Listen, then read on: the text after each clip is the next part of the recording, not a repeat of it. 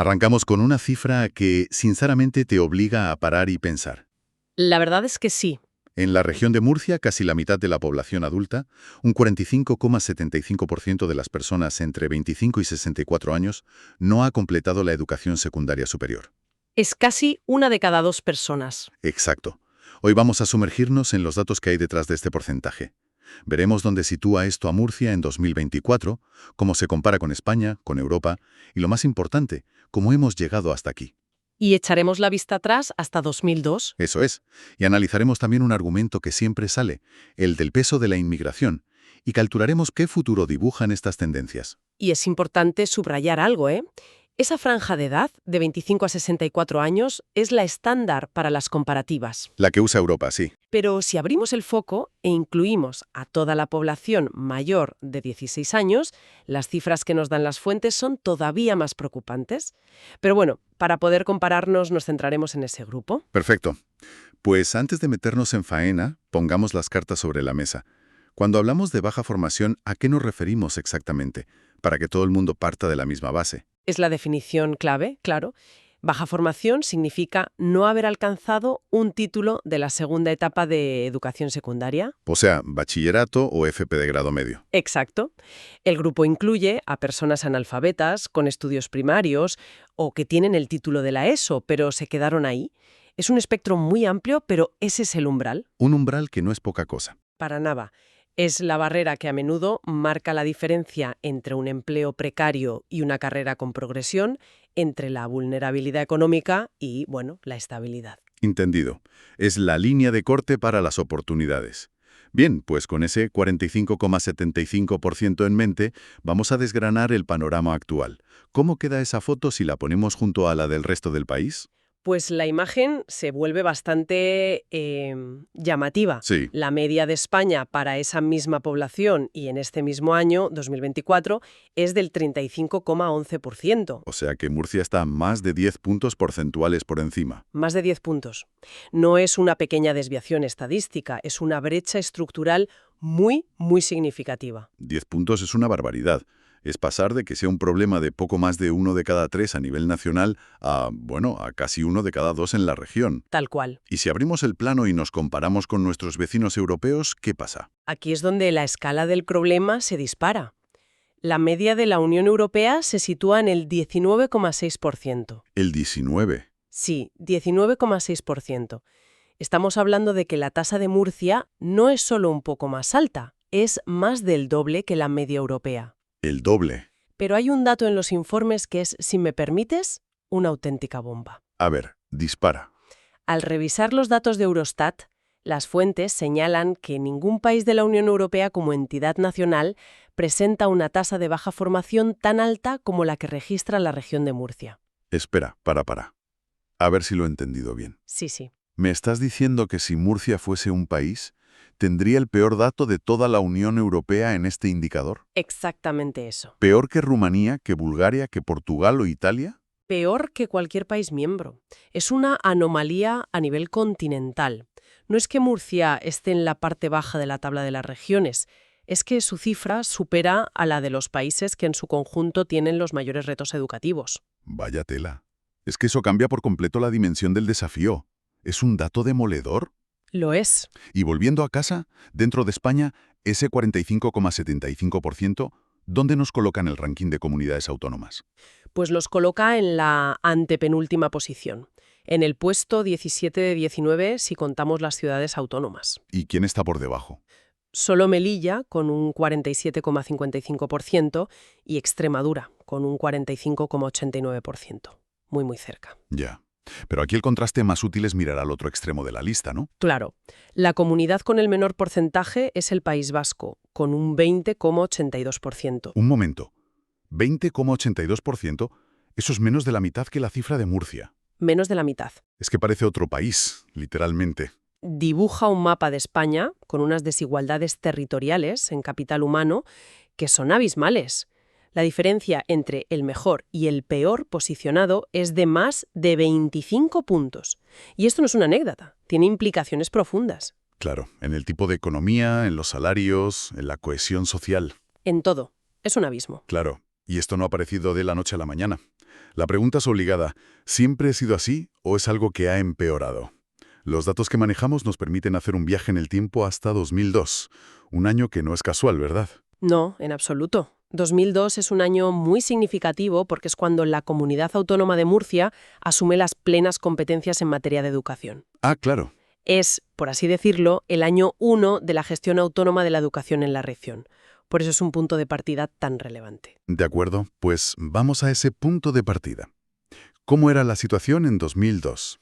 En 2002 la situación ya era complicada, pero las diferencias no eran tan acusadas. Murcia partía de un 61,92% de población con baja formación, Una cifra altísima. altísima, y la media de España estaba en un 57,76%. La diferencia entre ambas era de poco más de 4 puntos porcentuales. O sea, Murcia ya estaba peor, pero la distancia era mucho menor. ¿Qué ha pasado en estos 22 años? Han pasado dos cosas a la vez, y aquí está la clave de todo el análisis. A ver, La primera es que ambas han mejorado. Y esto es importante recalcarlo para ser justos. El porcentaje ha bajado en todas partes. En Murcia también. se ha hecho un esfuerzo y ha habido un progreso. Sí, Murcia ha logrado reducir su tasa en unos 16 puntos porcentuales. Vale, eso es la buena noticia. ¿Cuál es la mala? La mala noticia está en la velocidad. Mientras Murcia reducía su tasa en esos 16 puntos, España en su conjunto la ha reducido en casi 23. Ah, Es como si dos corredores salen a la vez, pero uno va a un ritmo notablemente más lento. Al principio están juntos, pero con cada kilómetro la distancia entre ellos se hace más y más grande. claro, entonces el problema no es la inacción, sino la velocidad. Es como estar en una cinta de correr que va cada vez más lenta, mientras la del resto del gimnasio acelera. El resultado es que, aunque tú corras, te estás quedando atrás. Es una analogía perfecta.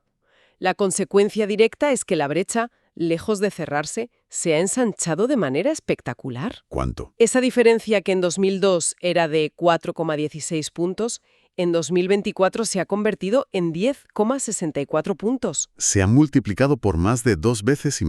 Exacto. Esto indica un patrón de divergencia clarísimo.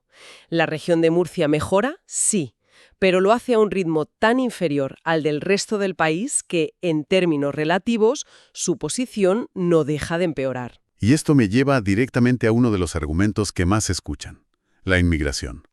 Siempre se apunta a que el alto porcentaje de población extranjera explica estas cifras. ¿Podemos mirar eso con lupa, no? Sí, y es un ejercicio de transparencia que es fundamental hacer. Los datos nos permiten aislar a la población con nacionalidad española y ver qué ocurre. Y los resultados son muy, muy clarificadores. Vayamos a ello.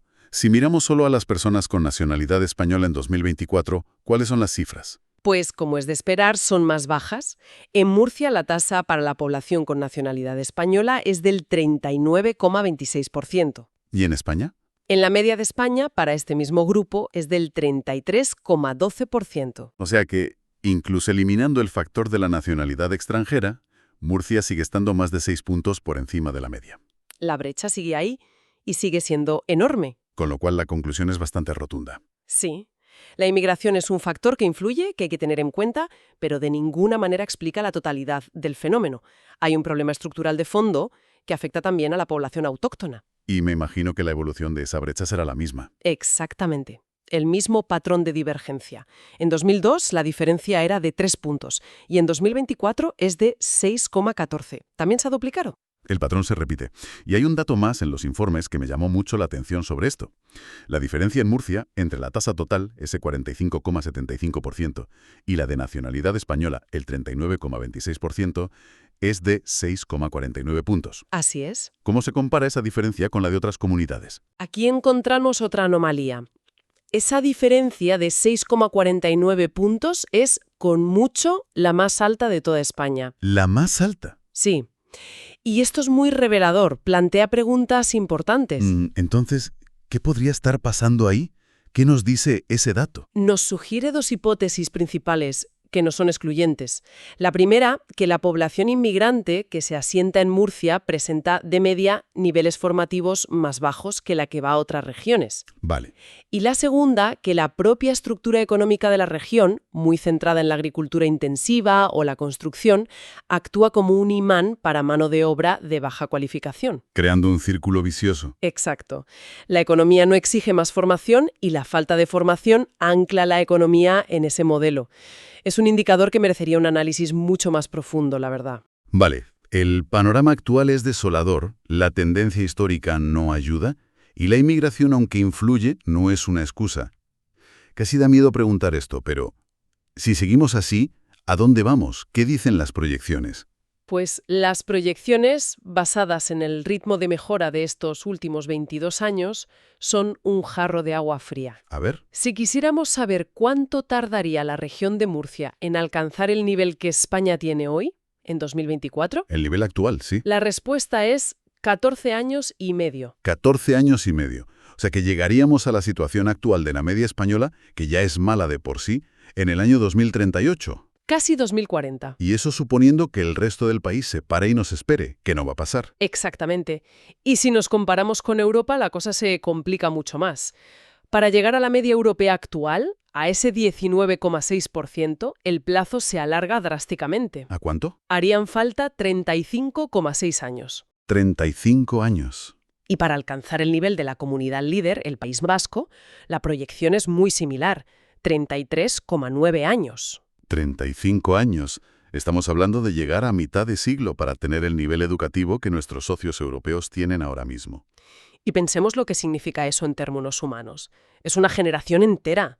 Un joven que empieza hoy la secundaria en Murcia, cuando se jubile, su región apenas habrá alcanzado el nivel educativo que Europa tiene hoy. Es un lastre para el futuro que es difícil de cuantificar. Totalmente. Y aquí está la verdadera trampa, claro, porque todos estos cálculos asumen que España y Europa se van a quedar quietas, algo que evidentemente no va a ocurrir. Van a seguir mejorando. Por supuesto. El verdadero reto no es solo mejorar, es hacerlo a un ritmo significativamente más rápido que los demás para poder converger. Si no, lo único que se consigue Es correr para mantenerse en el mismo sitio o incluso para que la brecha siga creciendo. La divergencia continuará. Bueno, hagamos un resumen para sentar todas estas ideas. El análisis nos deja un panorama muy claro.